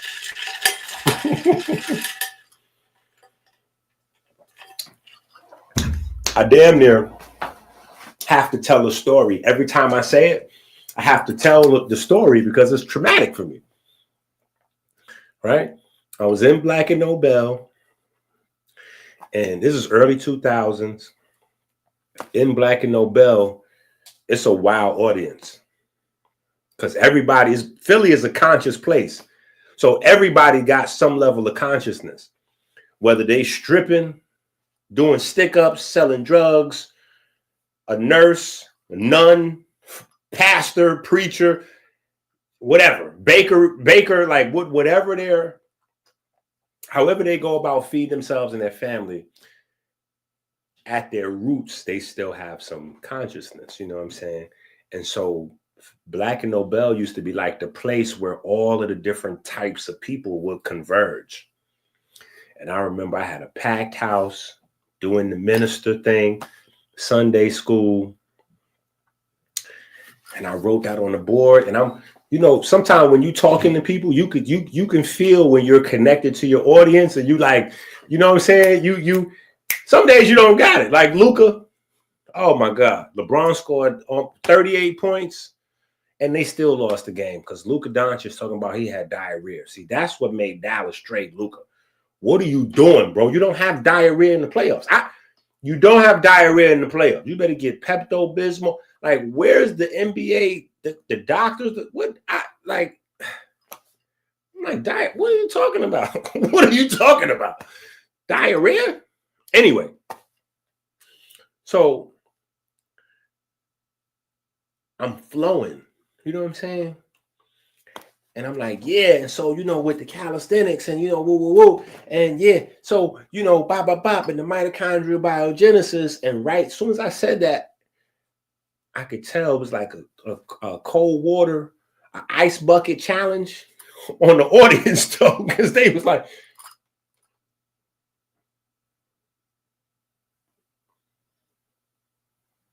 you know, that look where I don't know what you just said. I would like you to explain it to me, but we in front of people, so I'm not going to ask you to, you're like, they just give you the big eyes and the head nod, like, I was like, okay, so yeah, mitochondrial biogenesis. Over the next 10, 20 years or so, this word is going to become gospel. This is going to become gospel, right? Because that's what longevity really is built on top of, right? Longevity is built on top of, obviously, the spirit, breath, breathing, right? Your respiratory system, right? And your respiratory system includes your cardiovascular. That cardiovascular is respiratory. It's not same thing, right? So these are the guys that's inside the cell, though, the target, right? And so you can tell, you know, population-wise where the problem is, because the number one and number two causes of death is the heart and the brain. The two places that have the most mitochondria in it. And when I say the most, right, let me explain this to you. Let me write this down so you can see it. Right? Let me write this down so you can see it. I want you to understand this. Okay. So, in your body, you got, when it comes to mitochondria anyway, man, this is getting so black, I can't even find this white corner. Like, I think Osborne bought me these. And they got the little white corner so you could remember where the magnet is, but I done dirtied it up so much, the white starting to look black. But that's how you know where the magnet part is, so you can just hang it up, right? That's the cool thing about these. You can just hang them up, you know what I'm saying? So that way I don't lose them, you know what I'm saying? Just hang it up somewhere. Anyway, right? So you got, okay, before I write anything down, let me just make sense out of this. So in your body, you got three types of muscle tissue, right? Cardio, smooth, and skeletal, right? But the thing is, pretty much your whole body is made out of muscle tissue, right? So it confuses people. Your body is muscle, everything. It's much easier to say it like that. Everything is muscle. You have bones and muscle. End of story. That's it. You have bones, Then you have muscle. Outside of that paradigm, you have fat, right? And then you have just one unique structure, and that's it. And that's the lungs. The lungs is the only unique structure that's not made out of like some type of muscle, like, yeah, or fat. Like the brain is not muscle, the brain is fat, right? Your brain is a big blob of fat, mostly, right? Yeah, your brain is fat. But your lungs is made out of like paper mache. Just think of it that way. It's like an elastic, rubbery, strong paper mache kind of strong. I don't know how to, yeah. Just think of that like the strongest paper mache you could imagine. That's your lungs is made out of that. But everything else, right? Everything else is muscle, right? Your spleen, your liver, you know, or everything else, heart, like everything is muscle, right? So when you're breaking down muscle, keep in mind that you're talking about your organs also. Because a lot of times people just think it's like whatever muscle is in their mind, right? Girls thinking about their booty or their abs, you know what I'm saying? Fellas thinking about their shoulders or their chest or, you know, whatever. You know what I'm saying? Like, remember, this is your kidneys, your spleen, like all this is muscle, your arteries, this is all muscle. All of this stuff is muscle, right? So your muscles have between 100 and 2,500 mitochondria each.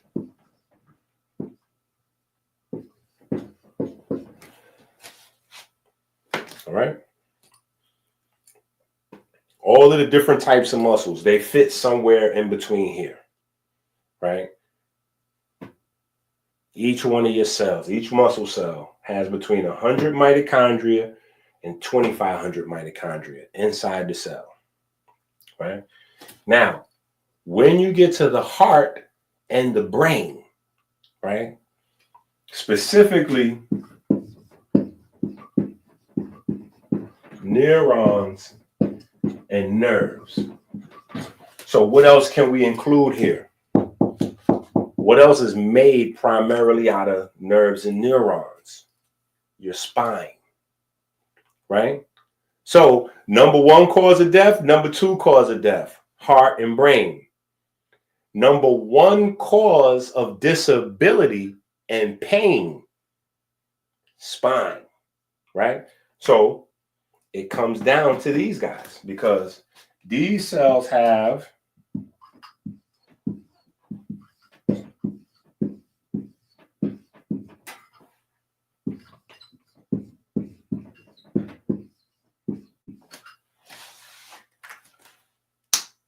$2 million plus mitochondria per cell, right? So when things aren't going right, when things aren't going right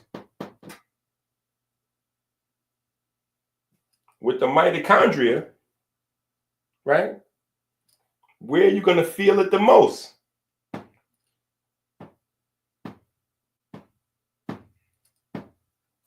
The neurons and the nerves. Because they have the most mitochondria there.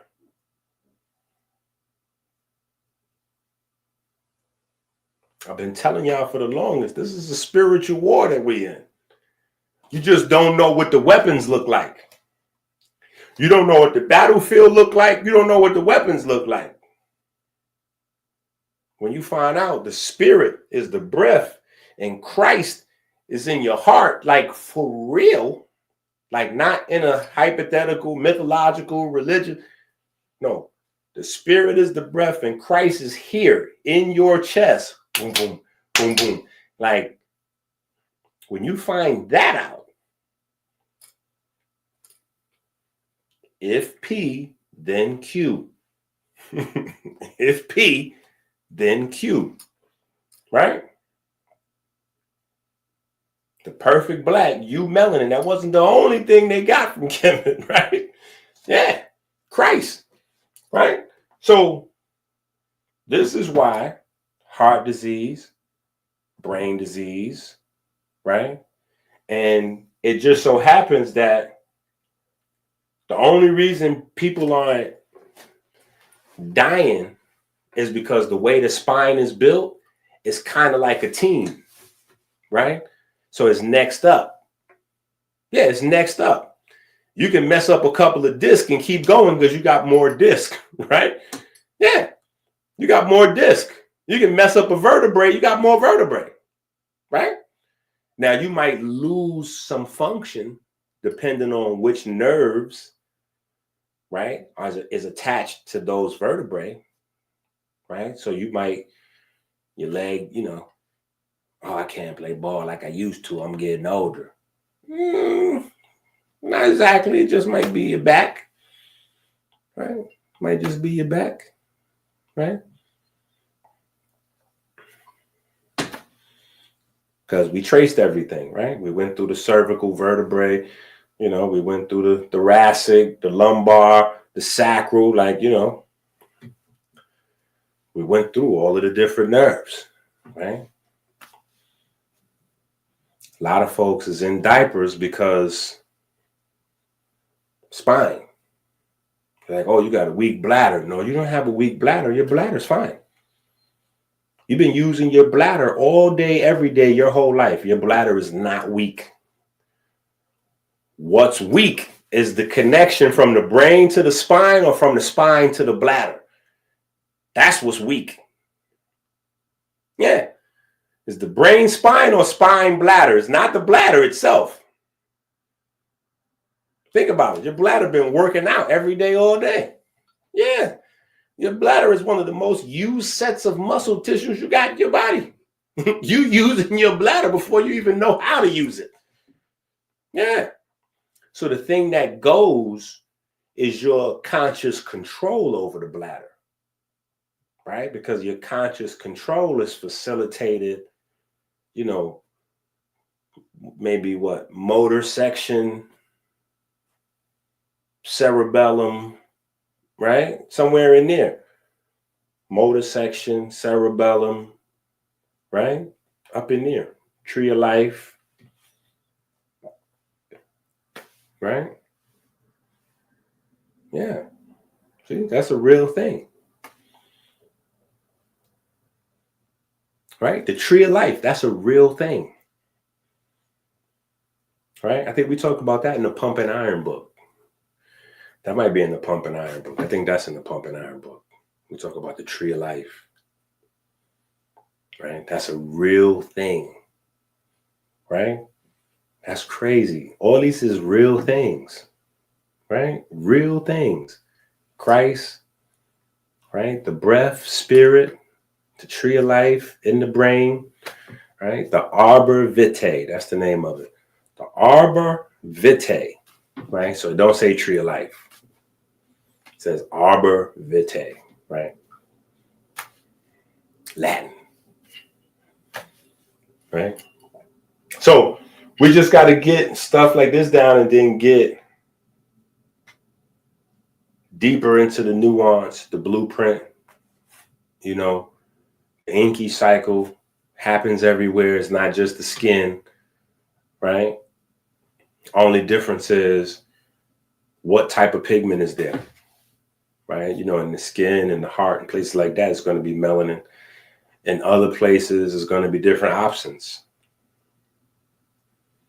right? Different opsins. You got rhodopsin, encephalopsin. I think those are the primary pigments that's inside muscle tissue besides myoglobin, right? This is why we got, I always say got instead of have, right? This is why we have, this is why we have the autodidact and the orthorexia book, right? This is why we have those books, because We got to have the opposite conversation, right? We got to go deeper in the opposite conversation. You know what I'm saying? We just got to go deeper in all these conversations. You know what I'm saying? So, yeah, pumping iron.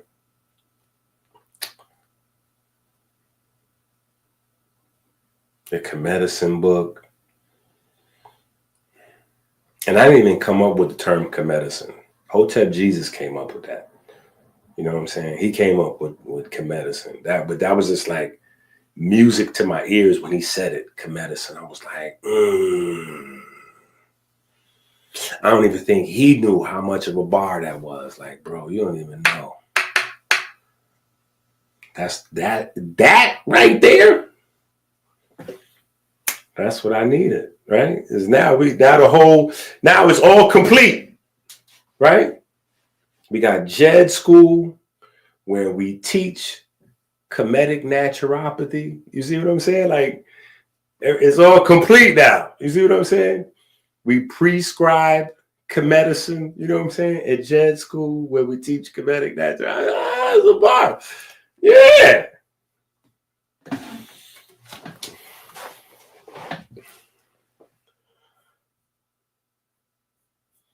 Let me see what we got going on in the chat, man. Oh, we got super chats. Oh, thank you for the super chats. Hold on. We got super chats. See, sometimes I start talking, then I don't even know what's happening in the chat room. Okay, that's what I'm talking about. Go to Amazon, add the books to your cart and check out. Join the Patreon, tap in. That's what I'm talking about. I couldn't have said it better myself. Peyton always on the board. Peyton always on the board. Thank you for the conversation and lessons.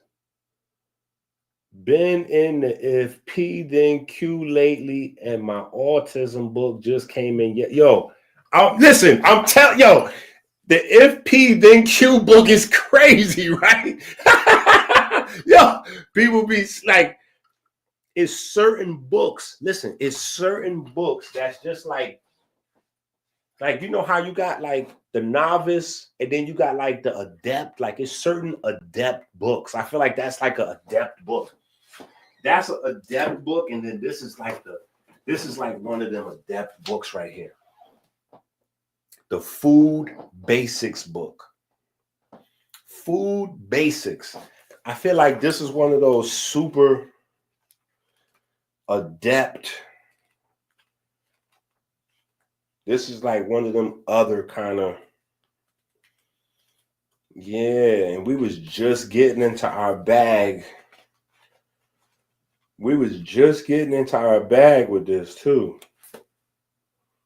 This is electrician manual number 3. So we was just getting in our bag with this. Yeah, we hadn't even had the whole electrician manual series yet. We didn't do the photochemistry book yet. We was really just on our proton and electron relationship in terms of getting to the essence of food and feeding the body electrically, and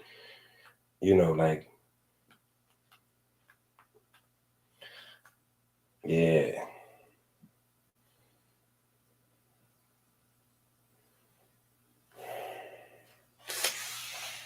Man.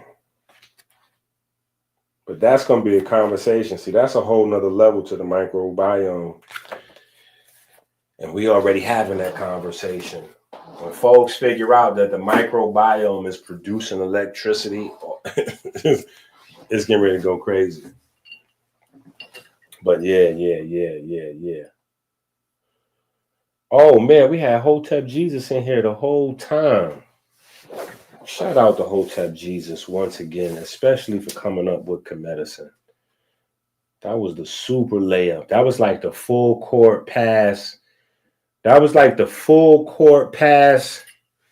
How LeBron and Luka beat that full court alley-oop. Come on, let's go, man. Let's go. It's electric. It's electric.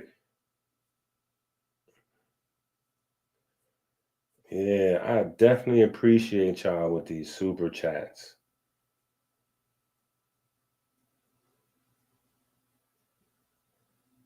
Hey, I'm leading from the middle, so I'm following y'all too. I'm not leading from the front or the back. I'm leading from the middle, so I'm following y'all. I'm a part of the group. I'm a part of the group. I'm in the mix. Yeah, man. Nah, Hotep Jesus is inspirational.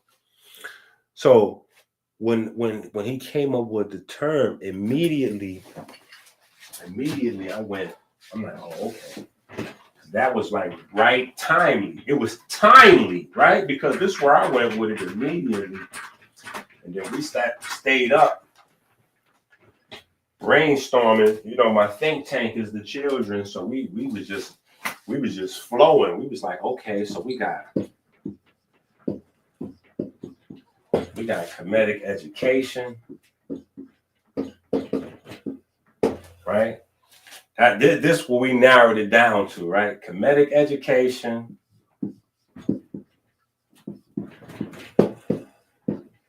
obviously, right? Kinetic energy, right?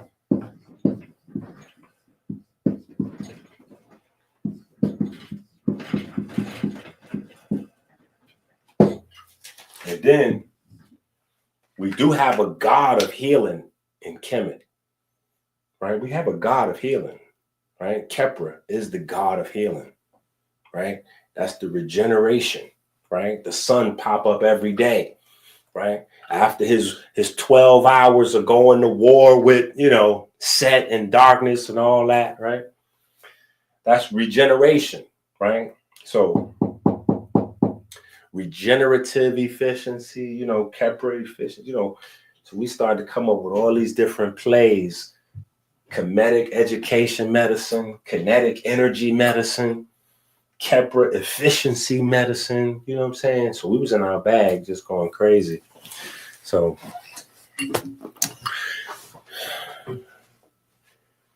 Kemeducation. See, come on, man. Kemeducation. See, yeah, see that part. Kemeducation.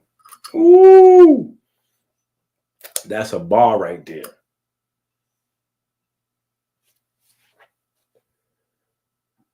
A collab the world needed. That's a big fact. That's a big fact. So that's where we took it. That's where we took it with the first book. Y'all know it's gonna be more books. Y'all know it's gonna be more books. But that's where we took it with the first book.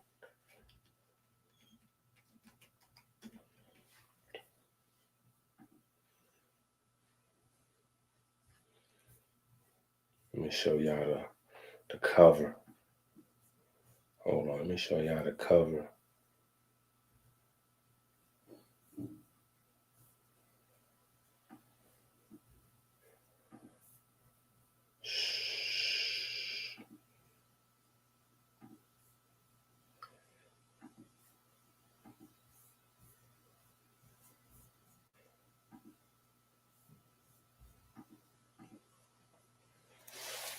Right? I had to show out on the cover a little bit, right? Because listen, nobody can tell me that they didn't already know what mitochondria was in Kemet. Listen, you can't, because the same diagram, the same diagram we use now, they got in the hieroglyphs. So listen, for me, seeing is believing. I'm like, no. The same diagram we got now, they had it there. Yeah.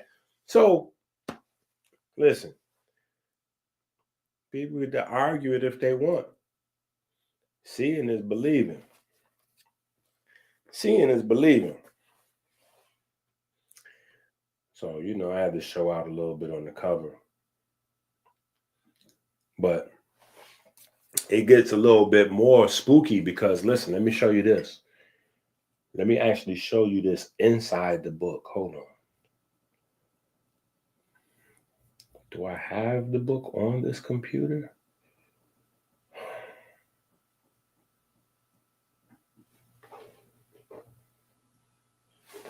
Let me see. Might not have it in here, but then again, I just might.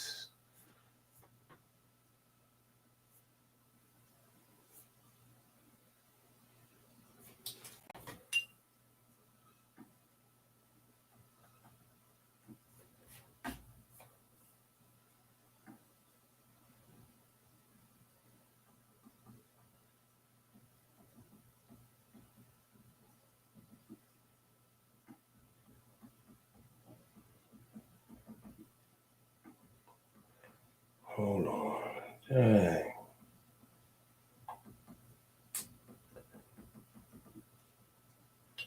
I thought I had this picture in here.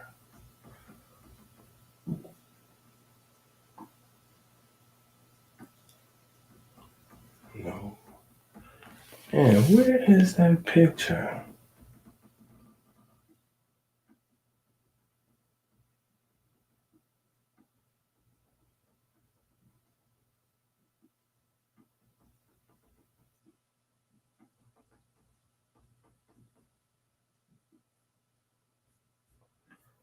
Hold up.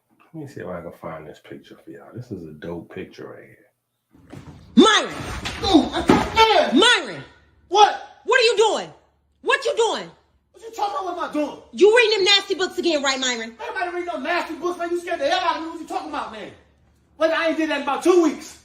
You called yesterday too. What you reading? What you reading?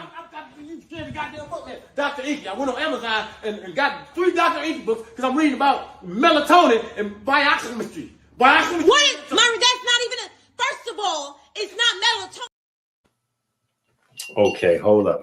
I found it. Look at this. Now look at this. Check this out. This is in the book. Look at this. Just look at this real quick. Look at that right there.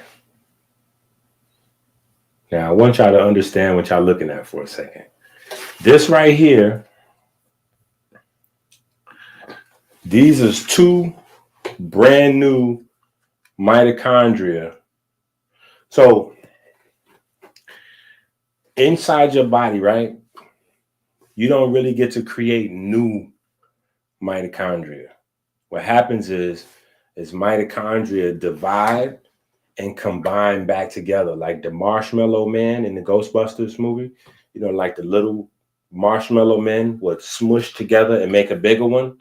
Or the big marshmallow, when you blow it up, each droplet turns into another whole marshmallow man. That's what mitochondria do. They go through fusion, where they join up and make a bigger one, or they go through fission, where they divide and make smaller ones, right? And so you getting in shape, what you want to happen ideally is you want all your big, fat, slow mitochondria to start to divide and make small, fast, quick, healthy, strong ones, right? But anyway, this picture right here is 2 actual mitochondria, right, from your lungs, fresh, new, just freshly divided from your lungs. Look at this. That's what this is right here. This picture you're looking at right here, right? Now look at this. This right here is from Kemet. This is a set of glyphs from Kemet, right? Now look at that. Look at that right there. Look at this right here. And look at that right there. Come on now. Y'all gonna stop sleeping on my ancestors, man. I'm telling you, listen, we already done broke this down from the bread to the convex lens, right? So we ain't even got to go back there again. We done already went from the bread to the convex lens thing. We done already did that, right? But the crazy thing is that these feet right here, these boots are made for walking, right? So, and then sometimes what you got in the metal nature, you know, they sometimes have glyphs that's just like there. You know what I'm saying? Like it's not a part of the word or pronounced. It's just there as a part of the idea to help you understand what you're looking at, like a determinative, to help you determine what you're looking at, right? So those feet, they mean walking, right? Obviously, that's obvious, right? But they also have other meanings, right? So in math, they mean addition or multiplication.